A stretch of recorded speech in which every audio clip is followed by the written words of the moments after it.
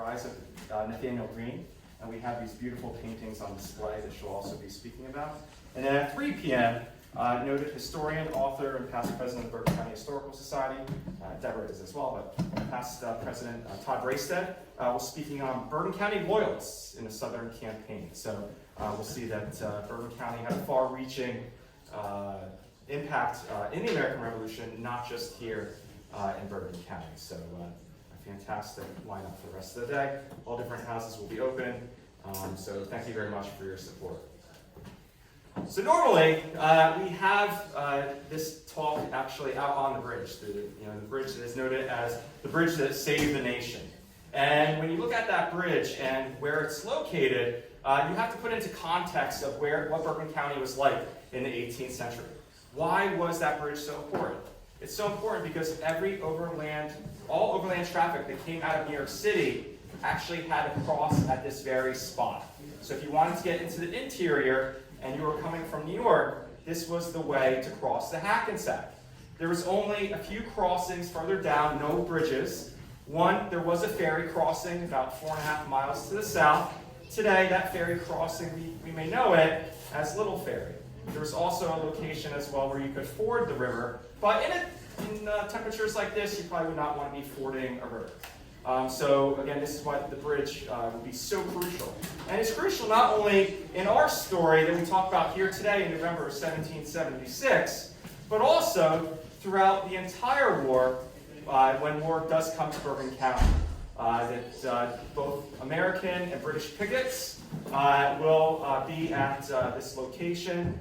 We will have skirmishes. There's over 11 military engagements that occurred on this property, including in this very house. So with that, Thomas Paine's words, The Crisis. These are the times that try men's souls. The summer soldier and the sunshine patriot will, in this crisis, shrink from the service of their country. But he that stands by it now deserves the love and thanks of man and woman. Tyranny, like hell, is not easily conquered. Yet we have the consolation with us that the harder the conflict, the more glorious the triumph. What we obtain too cheap, we esteem too lightly. It is dearness only that gives everything its value. Heaven knows how to put proper price upon its goods, and it would be strange indeed if so celestial an article as freedom should not be highly rated. Britain, with an army to enforce her tyranny, has declared that she has a right not only to tax, but to bind us in all cases whatsoever. And if being bound in that manner is not slavery, then there is not such a thing as slavery upon earth. Even the expression is impious, for so unlimited a power can belong only to God. Whether the independence of the continent was declared too soon or delayed too long, I will not now enter into an argument. My own simple opinion is that had it been 8 months earlier, it would have been much better. But no great deal is lost yet. All that Howe has been doing for this past month is rather a ravage than a conquest, which the spirit of the Jerseys a year ago would have quickly repulsed, in which time and a little resolution will soon recover. I have as little superstition in me as any man living, but my secret opinion has ever been, and still is, that God Almighty will not give up a people to military destruction, or leave them unsupportably to perish, though so earnestly and so repeatedly sought to avoid the calamities of war by every decent method which wisdom could invent. Neither have I so much the infidel in me as to suppose that he has relinquished the government of the world and given us up to the care of devils. And as I cannot see on what grounds the King of Britain can look up to heaven for help against us. A common murderer, a highwayman, or a housebreaker has as good a pretense as he. As I was with the troops at Fort Lee and marched with them to the edge of Pennsylvania, I am well acquainted with many circumstances, which those who live at a distance know but little or nothing of. Our situation there was exceedingly cramped, the place being a narrow neck of land between the North River and the Hackensack. Our force was inconsiderable, being not 1/4 so great as Howe could bring against us. We had no army at hand to relieve the garrison, had we shut ourselves up and stood on our defense. Our ammunition, light artillery, and the best part of our stores had been removed on the apprehension that Howe would endeavor to penetrate the Jerseys, in which case Fort Lee could be of no use to us. For it must occur to every thinking man, whether in the army or not, that these kind of field forts are only for the temporary purposes and last in use, no longer than the enemy directs his force against a particular object which such forts are raised to defend. Such was our situation and condition at Fort Lee on the morning of the 20th of November, when an officer arrived with information that the enemy with 200 boats had landed about 7 miles above. Major General Greene, who had commanded the garrison, immediately ordered them under arms and sent express to General Washington at the town of Hackensack, distant by the way of ferry 6 miles. Our object was to secure the bridge over the Hackensack, which laid up the river between the enemy and us, about 6 miles from us and 3 miles from them. General Washington arrived in about 3/4 an hour and marched at the head of the troops toward the bridge, which place I expected we should have a brush for. However, they did not choose to dispute it with us. The greatest part of our troops went over that bridge, the rest over the ferry, except some of which passed at a mill on a small creek between the bridge and the ferry, and made their way through some marshy grounds up to the town of Hackensack, there past the river. We brought up as much baggage as the wagons could contain. The rest was lost.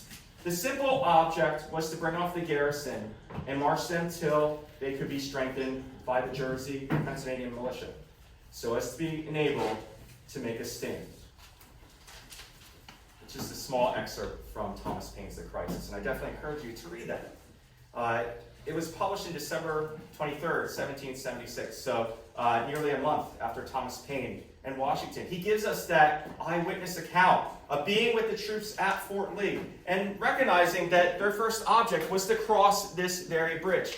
That Washington and his army, just a few months earlier, had celebrated the Declaration of Independence, a declaration that said all men have certain unalienable rights: life, liberty, pursuit of happiness. Ideas really started with the Enlightenment and John Locke.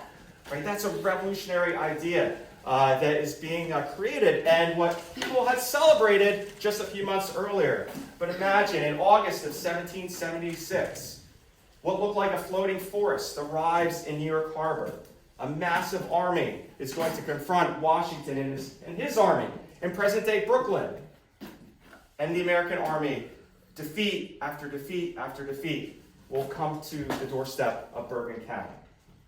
Right? And such was the situation in November of 1776, where even in Paine's own recognition, or in his speech, he recognizes the geography and the challenges that faced Washington and the remaining parts of his army under Greene on that side of the Hackensack, and why it was so vital to cross on this area, to retreat down this very road that you may have walked on to come to this very site or parked on as well.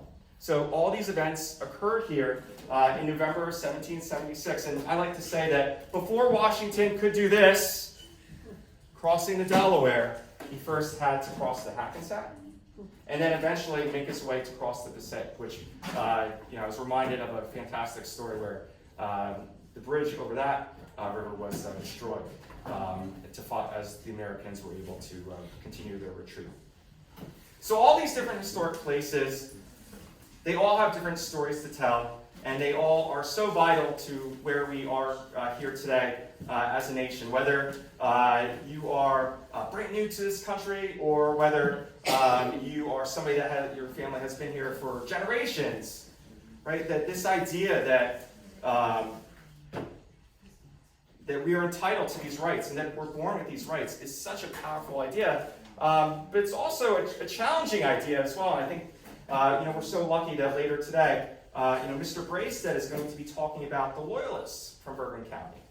Because today we talk about this idea of, that was spoken about during the Revolution, which we know the amazing gifts that the founders have given us. And while it hasn't been perfect on the way, I think one of the other gifts is that we're able to make it better.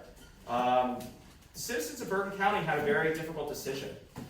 Right? Imagine a ragged bunch of troops that, as I mentioned just a few months earlier, everybody's excited, the Declaration is signed. John Adams talked about that we remember that day with fireworks and parades on July 2nd. And that in November of 1776, troops are marching by this very house. Ragged, some without shoes. It's muddy, it's dirty. Washington seems to be in full retreat. And a massive British army has already conquered the largest city in the colonies, New York, and will do so until November of 1783. And they are at your doorstep. What decision would you make? Right? And so that is really the crux of the challenge that Bergen County residents will face during the entire war. Okay. So again, on behalf of the Bergen County Historical Society, I thank you so much for coming out today and supporting local history. You definitely, when you go through the different houses, we have an amazing staff of volunteer docents which train to understand the important history and to make your experience the best that we can. You are in the Zabriskie von Steuben House, which saw so much history, as we've talked about, during the American Revolution, and was given as a gift to the good Baron by the state of New Jersey during or following the Revolution. In our other room, there are different artifacts that we have on display. And while sometimes when we look at artifacts, we always have to be careful what we say.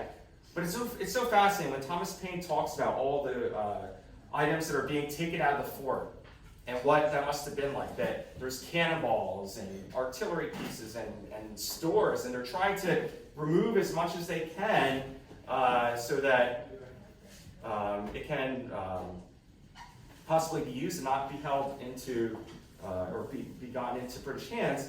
And just recently, a family from Hackensack had donated a cannonball that they found in their basement. Right? So now, is that part of the story? We don't know, right? Because we could never definitively say as good historians that yes, this was one of the items that was taken off from Fort Lee. But it definitely lends us to think about that artifact. It lends us to ponder how all these artifacts came to be, and how the Bergen County Historical Society is continuing not only with our revolutionary history, but if you look at our calendar, either on our event cards or on our website, that we try to tell a complete story of Bergen County's rich past, from the indigenous peoples and the first peoples that occupied this very land to the modern era. Right? And that's one of the things that we're very excited to be continuing to work on with our new museum building. That building will help to fully tell that story in different aspects, and we're able to do that through all of your support. So we definitely thank you very much for that. Again, at 1:15, Deborah Powell will be speaking. At 1:30, Marta Black will be speaking about Washington, and that General Nathaniel Green, who was also here at Fort Lee, or I'm sorry, or was at Fort Lee and passed this house. And again, at 3 o'clock, Todd Bracestead will be speaking on the Southern Campaign. Thank you very much. Have a wonderful day. Yes? A couple questions. Sure. I missed the introduction. Can you tell me a little bit more about the museum that's being planned? And which building was the George Washington headquarters? Fantastic. Well, you are actually standing in George Washington's, what would have been his headquarters. So you're sitting in that. And we have, again, an amazing set of historians that could tell you more about this house, as well as how it was used as a battlefield itself. But again, when you look at the size of this house, it's a pretty large house or it's a large house for the 18th century when you look at it comparatively to the other houses on the property.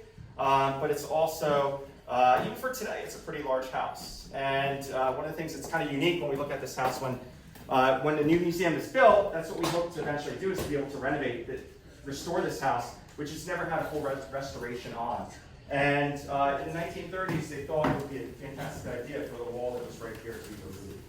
And so that also kind of puts things into perspective. There's been separate rooms, almost like a duplex that you could come into it. Your question was the museum. The second question was the museum building as well, right? Yes. What was that? I don't know, how firm are the plans? Oh, Is it gonna be built? Fantastic. That's an excellent question. Yes. So our museum building, we do have display, or I think images in the Campbell Christie House. The idea of the building on the outside, it will look like an agricultural barn structure, and we have contracted with Harvest Moon timber frame. So one of the things that'll be beautiful when you walk in, it'll be hand-hewn timber frame construction, but a modern building. So the benefits of that, it's going to be fantastic for collections. It'll be the plans and the elevations are above what FEMA asked for in this very area. But when you go inside the building, it'll be 100% modern, as well as being ADA compliant and accessible bathrooms, which is also very important for visitors for the future. Right now, we are going through the planning board stage, which is fantastic. So we just need 2 more approvals, and then the River Edge Planning Board will be signing off on that. So our goal is to have shovels in the springtime in the ground. So we're very excited about that. Yes? The Zabriskis had already moved out of here by the time of the retreat, right? Right. Actually, No? that is, I'm not sure, that would be probably a better question for Deborah. Yes, they were still here through the revolution until he was arrested. I think it was 1778. But it's actually in the book. And they do talk about like the Zabriskis actually witnessing the retreat, right? So that's an interesting firsthand. Anything else? Yes. In his essay, Thomas Paine referred to the jerseys. Why do you say that? That's a fantastic question. So when New Jersey is originally a Dutch colony, or the Dutch have this area, and when the English march into New Amsterdam completely unarmed or without a shot being fired, and they split New Amsterdam or New Netherlands into 2 colonies, New York and New Jersey, or what we know as New Jersey. New Jersey is actually split into 2 colonies itself, so it'll be East Jersey and West Jersey. And then so it's merged prior to the Revolution into New Jersey, but it's a great question because we see a lot of references to the Jerseys, which is East Jersey and West Jersey. So that's a great question. But as a county, we just won. Right, by the time of the Revolution, we are just 1 colony of New Jersey, but as it started, it's East Jersey and West Jersey. Great question. The other thing I think that I just would like to mention with Paine, which I think is so fascinating, is that when he comes over to America, one of his very first writings, and he writes under a pen name, he actually writes about ending slavery. And it's very fascinating because in the crisis, he draws on that very comparison to the way England is treating the colonists. He makes that connection to slavery. And when he writes that, in Philadelphia, it's highly controversial, right? That here's this new guy, a touch of flashy hair, coming over to the colonies. Who is this guy? And he is out there already being controversial, even before he writes Common Sense, that he is writing an essay on why slavery is bad. So Thomas Paine is very much an Enlightenment thinker and is 100% into the Enlightenment. That has influenced him, I think, a lot.